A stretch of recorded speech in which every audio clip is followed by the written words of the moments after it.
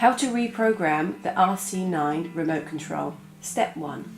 Leave the fan powered off for at least 60 seconds.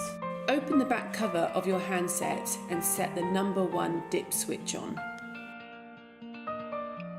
Switch the power to your fan back on and within 30 seconds, press and hold the power button for at least 10 seconds. The fan and the light will turn on after 4 seconds. The new handpiece should now be paired with the remote receiver. Turn the fan on using the remote and go through all the speeds to make sure it's working correctly.